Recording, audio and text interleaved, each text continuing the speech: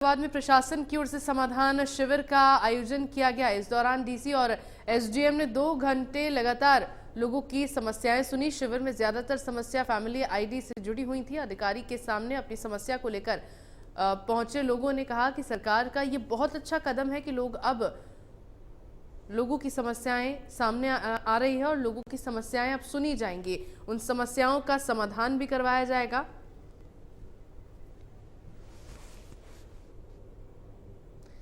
तो समाधान शिविर का आयोजन किया गया जिसमें लोगों की समस्याओं को सुना गया।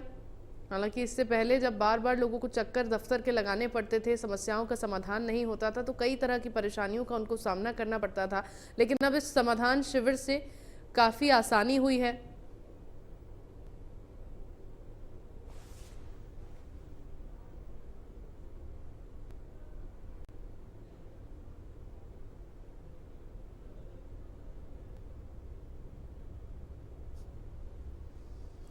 तो चलिए इसी बीच खबरों में आगे बढ़ेंगे, लेकिन पहले सीधे रुक कर लेते हैं चंडीगढ़ का, जहां सीएम नायब सिंह सैनी संबोधन दे रहे हैं। कौशिक जी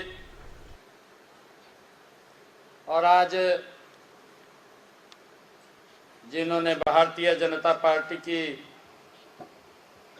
सदस्यता को ग्रहण किया है, भूपेंद्र मलिक जी जिन्होंने अभी सोनीपत लोकसभा से जननायक जनता पार्टी के चुनाव चिन्ह के ऊपर चुनाव लड़ा था, आज वो भारतीय जनता पार्टी में उन्होंने अपने पूरे साथियों के साथ ज्वाइन किया है। मैं उनका और पूरे साथियों का भारतीय जनता पार्टी में आने पर, इस परिवार में शामिल होने पर बहुत बहुत स्वागत और आप सबका दिल से धन्यवाद करता हूं। और उनके साथ ही हमारे पवन खरखौदा जी जो बहुत ही वरिष्ठ नेता रहे हैं और जो पीछे भी जिन्होंने खरखौदा से चुनाव लड़ा है और बस बाल बाल बचे, नहीं तो विधायक बन गए थे, बाल बाल ही बचे हैं।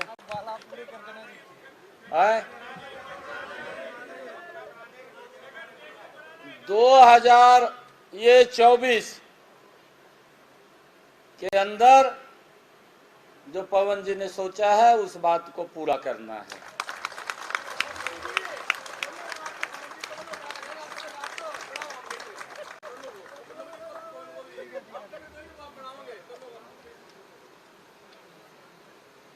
पवन खरखौदा जी के साथ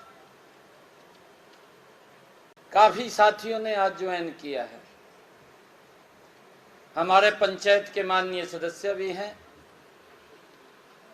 हमारे जिला परिषद के हमारे माननीय सदस्य भी हैं, ब्लॉक समिति के हमारे माननीय सदस्य हैं और बहुत ही हमारे बड़े प्रमुख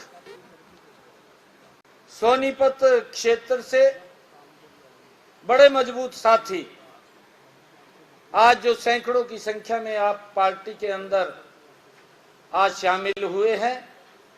मैं चाहे धर्मपाल मलिक जी के साथ आए हैं और चाहे पवन खरखौदा जी के साथ आए हैं, आप सबका मैं खुले मन से आज भारतीय जनता पार्टी में स्वागत करता हूं। आप सबका दिल से धन्यवाद करता हूं और एक विश्वास दिलाता हूं, ये भारतीय जनता पार्टी है, आपके सम्मान को कभी कम नहीं होने देगी, आपके सम्मान को बढ़ाने के लिए काम करेंगे। भाई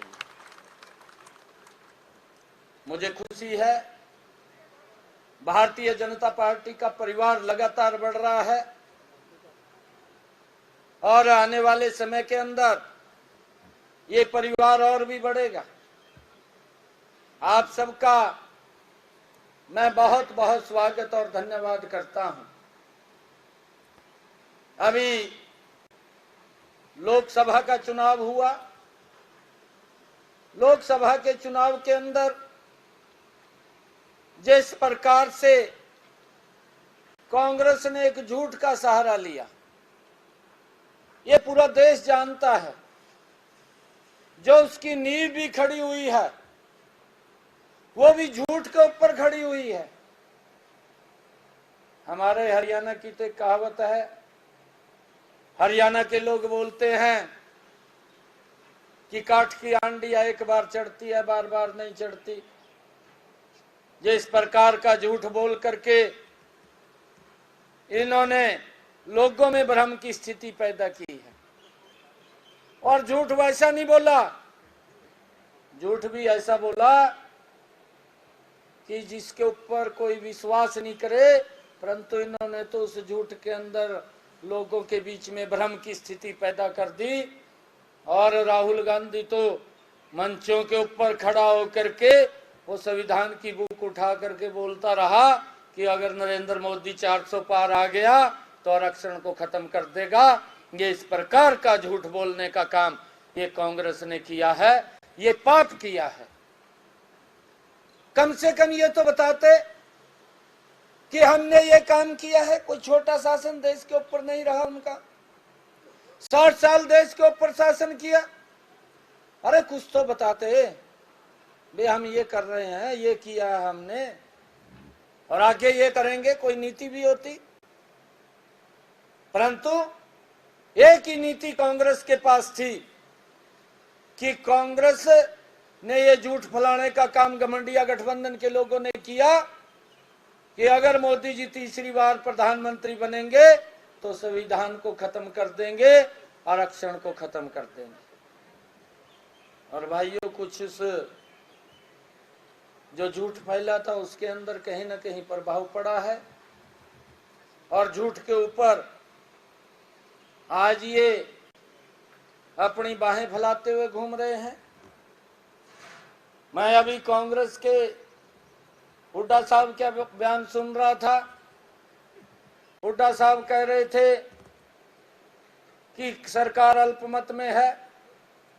मैं आज आप लोगों के माध्यम से, क्योंकि हमारे आज इतने मजबूत साथी भारतीय जनता पार्टी के अंदर जुड़े हैं, हमारे भूपेंद्र मलिक जी और हमारे पवन खरखौदा जी और पूरी सरदारी, ये सोनीपत की, ये उस वहीं की है, उसी के गढ़ की है।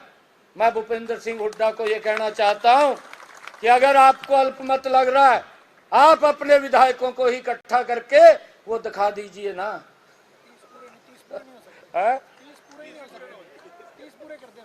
आप अपने विधायकों को इकट्ठा करके दिखा दीजिए। ये अल्पमत की बात कर रहा है, लोगों के अंदर भ्रम की स्थिति पैदा कर रहा। यह भी मैं आज कहना चाहता हूं इस मंच से, ये जब अक्टूबर के अंदर चुनाव होंगे, भारतीय जनता पार्टी बहुत बड़े मार्जिन के साथ तीसरी बार हरियाणा में सरकार बना रही है। अरे हम काम कर रहे हैं, गरीब के हित में काम कर रहे हैं, आम व्यक्ति के मजबूती के लिए काम कर रहे हैं। अरे जो गलतियां इन्होंने की उसका सुधार किया है। कल भी मैंने हजारों की संख्या के अंदर प्लॉट वितरित किए हैं। इन्होंने तो एक योजना बना दी थी, महात्मा गांधी ग्रामीण बस्ती योजना। महात्मा गांधी का नाम भी डबो दिया। अरे उसके साथ तो इतना अन्याय नहीं करना चाहिए था, जो अन्याय इन्होंने महात्मा गांधी के साथ भी कर दिया। उसके आगे भी झूठ बोल दिया, उसके नाम से योजना खड़ी कर दी और लोगों को, गरीब लोगों को सजबाग दिखा दिया कि हम आपको प्लाट देंगे। परंतु प्लाट के नाम के ऊपर ना कोई कागज दिया उनको, ना कोई रजिस्ट्री दी, खाली बोल दिया, ना कब्जा दिया। हमने कल ऐसे लोगों को रजिस्ट्री भी देने का, कागज देने का काम किया है और उनको कब्जा भी दिलवाने का काम किया है। और हमने ये भी कहा है कि अगर कहीं पर जमीन नहीं है, अगर वो 100 गज का प्लाट लेंगे तो जब वो प्लाट खरीदेंगे, जिस व्यक्ति से खरीदेंगे, वो 1 लाख रुपया डायरेक्ट उसके खाते के अंदर जाएगा। 80,000 रुपए का प्लाट आता है 100 गज का, 80,000 रुपया उसके खाते में पहुंचा देंगे। लाख रुपए का आता है तो लाख रुपया पहुंचा देंगे। परंतु इन्होंने क्या कहा? इन्होंने कहा लिस्टें बना दी चुनाव के अंदर, अब घूम रहे हैं, वो लिस्टें लेकर के घूम रहे हैं। वो मेरे ख्याल से यहाँ पर भी भूपेंद्र हुड्डा के घर पे जाने वाले हैं। वो ये लिस्टें बना दी कि आपके खाते के अंदर लाख लाख रुपया डाल देंगे। झूठ बोल दिया। है, खटाखट डाल देंगे, खटाखट। आप बता रहे हैं अच्छा है, आपको पता है। मंच के ऊपर कहना तो बड़ा अच्छा लगता है कि आप हमें वोट दो, खटाखट खटाखट कर देंगे। परंतु अब वो हमारे यहाँ क्योंकि सब हमामानी व्यक्ति हैं हरियाणा के अंदर, वो देखते तो रहते हैं परंतु निकलते नहीं बाहर। मैं उत्तर प्रदेश के अंदर देख रहा था, मध्य प्रदेश के अंदर देख रहा था टीवी चैनल के ऊपर, वहां के लोग निकल करके कांग्रेस के बड़े नेताओं के घर के आगे खड़े लाइन लगाए कि आपने 1 लाख रुपए की बात की थी, ये आप भर करके फार्म दे करके आए थे कि 1 लाख रुपया देंगे, परंतु धक्के मार करके उनको बाहर निकाल रहे हैं। ये इस प्रकार का चरित्र, इस प्रकार की इनकी सोच, इस प्रकार की इनकी नीति, ये लोगों के विरुद्ध भी है और देश के विरुद्ध भी है और प्रदेश के विरुद्ध भी है। भाइयों, इस बात को हमने समझना है। ये लोग बात तो करते हैं, लोगों को गुमराह करते हैं, परंतु उनका शोषण करते हैं। ये कितने लंबे समय से हरियाणा के अंदर आप लोग देख रहे हैं, परंतु आज आप सब लोग इतनी भारी संख्या के अंदर आप लोगों ने ज्वाइन किया है। मैं आप सबका बहुत बहुत स्वागत और आपका दिल से धन्यवाद करता हूं। और आप लोगों के आशीर्वाद और सहयोग से मैं आज ये बात कह रहा हूं कि भारतीय जनता पार्टी तीसरी बार प्रदेश के अंदर बहुत बड़े मैंडेट के साथ सरकार बना रही है, क्योंकि इनका अत्याचार देखा है, जो लोगों के साथ ये शोषण करते हैं, परंतु लोगों के बीच में आज भी झूठ बोलने से नहीं हटते, आज भी बोल रहे हैं। एक जो राहुल गांधी की नाक का बाल बना हुआ, मैं उसकी स्टेटमेंट सुन रहा था, कहा जी 2024 में रिजल्ट आवागा, कहा 85-80 सीटों से भी ज्यादा आ सकता है, कहा कोई दो राय नहीं है। अरे भाई, मैं आपको ये पूछना चाहता हूँ, 80 की तो बात कर रहा है, तेरे को जब समय दिया था, जब तू विधायक था, जब तू सरकार में मंत्री था, तन्ने कितनी आवाज उठाई है हरियाणा के लोगों की।